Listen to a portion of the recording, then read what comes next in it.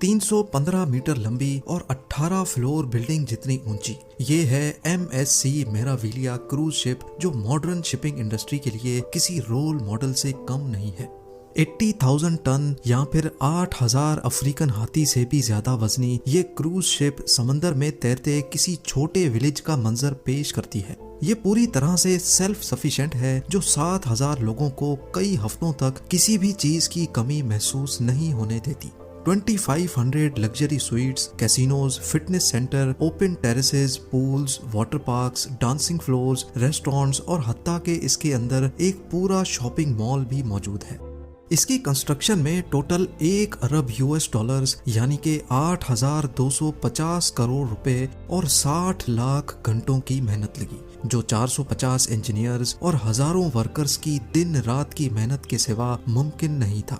Shipping company MSC ने इसकी design और कंस्ट्रक्शन के लिए फ्रांस की एक कंपनी को कॉन्ट्रैक्ट दिया। उनकी रिक्वायरमेंट थी कि उनको एक ऐसी क्रूज शिप चाहिए जो स्टेबिलिटी में दुनिया की तमाम शिप से ऊपर हो, जो जब चले तो उसमें जरा सी भी वाइब्रेशन ना हो, उसमें कोई ऐसा मैकेनिज्म हो कि अंदर बैठे लोगों को सी सिकनेस या फिर मोशन सिकनेस भी ना हो। और सबसे बढ़कर MSC को ये पूरी क्रूज शिप सिर्फ 4 सालों के अंदर अंदर चाहिए थी। डेडलाइन से एक भी दिन ऊपर गया तो कंस्ट्रक्शन कंपनी को रोजाना 1 लाख यूरोस का जुर्माना अदा करना पड़ेगा। पर सवाल है कि इतने कम वक्त में ये मुमकिन कैसे होगा। STX फ्रांस, जिनको इस स्टील के पहाड़ को खड़ा करने का चैलेंज सौंपा गया था, उनको इसकी कंस्ट्रक्शन के दौरान कई चैलेंजेस का सामना करना पड़ा।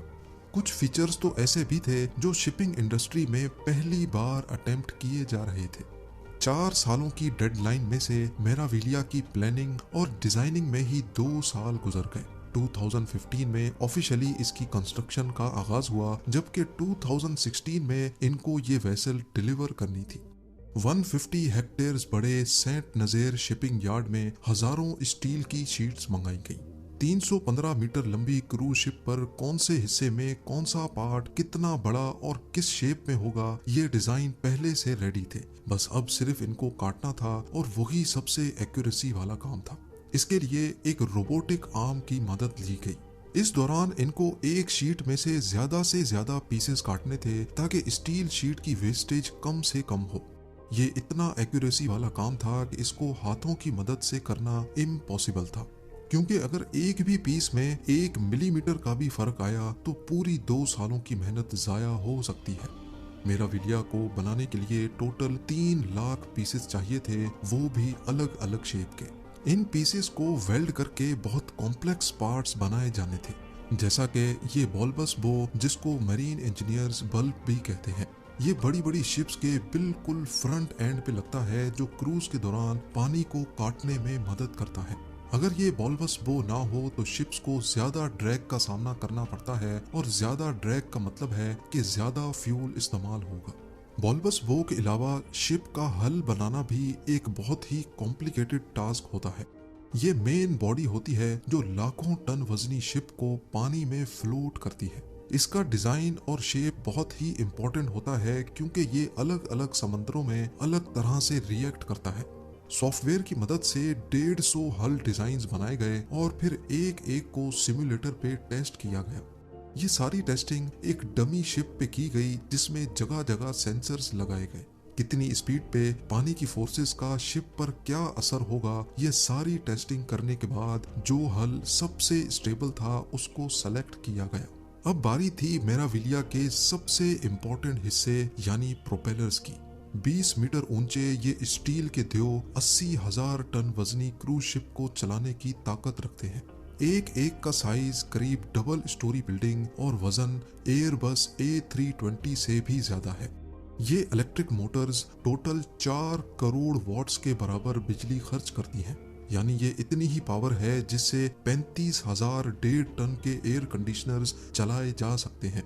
इन इंजन्स को खास तौर पे ऐसे डिजाइन किया गया कि ये किसी किस्म की भी वाइब्रेशंस पैदा ना करें, और अगर करें भी तो इनके अंदर स्पेशल वाइब्रेशन डैम्पिंग मटेरियल लगाया गया है। इंजीनियर्स का क्लेम है कि ये इंजन्स मेराविलिया को हर किस्म की वाइब्रेशन से पाक रखेंगे।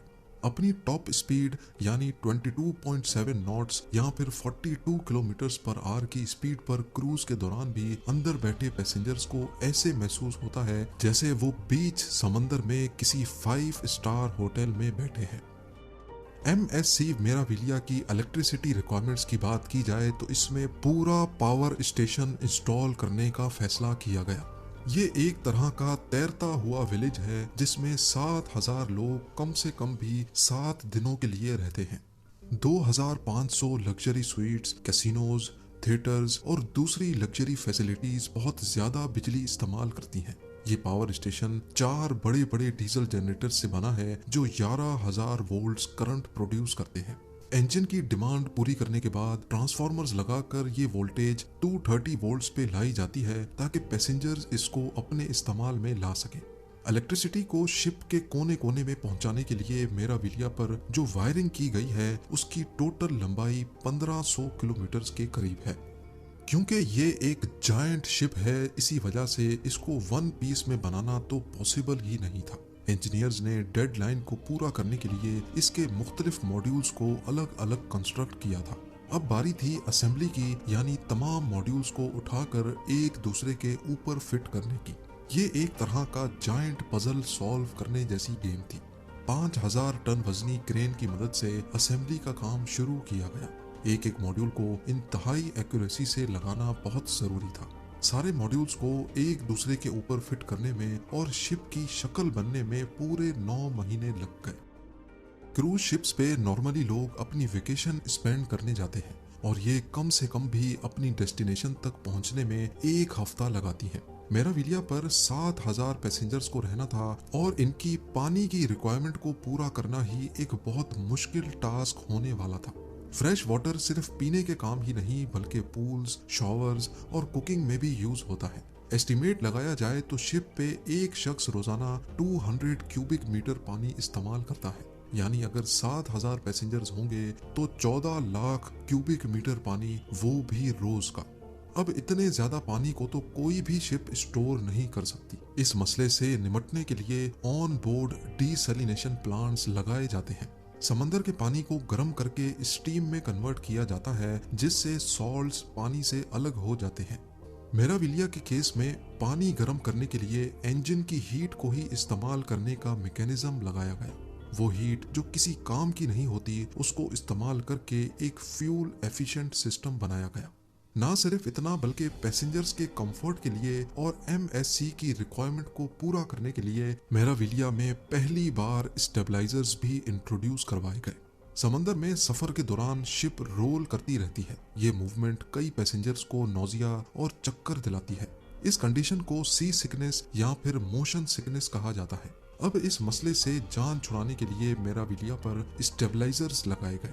शिप जैसे ही पोर्ट से निकलती है ये स्टेबलाइजर्स बाहर निकलते हैं और ये वेसल की रोल मूवमेंट पर काफी हद तक काबू पा लेते हैं।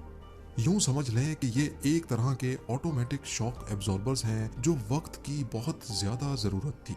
शिप की कंप्लीट असेंबली के बाद अब बारी थी इसको पहली बार पानी में उतारने की। असेंबली डॉक में पानी भरा गया और पहली बार मेराविलिया को डॉक से बाहर टेस्टिंग के लिए निकाला गया। Engines, power generation, safety system और लीकेजेस चेक करने के बाद मेराविलिया को फिनिशिंग के लिए फिट करार दे दिया गया। अगर इंटीरियर डिजाइनिंग की बात की जाए तो मेराविलिया में 315 फीट लंबा sea front shopping mall, restaurants, cafe और रिलैक्सिंग के लिए एक पब्लिक स्पेस है जिसको गैलरिया मेराविलिया का नाम दिया गया है। होराइजन पूल जो कि रात के वक्त डांसिंग फ्लोर में कन्वर्ट हो जाता है। सिनेमा, स्पा, जिम और यॉट क्लब के साथ साथ 2500 सुपर लग्जरी स्वीट्स, बॉलिंग आली और F1 सिमुलेटर्स की फैसिलिटी भी मौजूद है।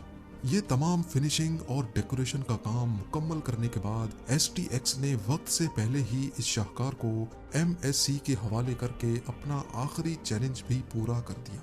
MSC मेराविलिया मॉडर्न शिपिंग इंडस्ट्री के लिए किसी रोल मॉडल से कम नहीं है। 3 जून 2017 से ये इंजीनियरिंग मास्टरपीस सर्विस में है और इस पे सिर्फ एक दिन ट्रेवल करने के $600 या फिर 50,000 इंडियन रुपीस खर्च करने पड़ते हैं। उम्मीद है जेम टीवी की ये वीडियो भी आप लोग भरपूर लाइक और शेयर करेंगे। आप लोगों के प्यार भरे कमेंट्स का बेहद शुक्रिया। मिलते हैं अगली शानदार वीडियो में।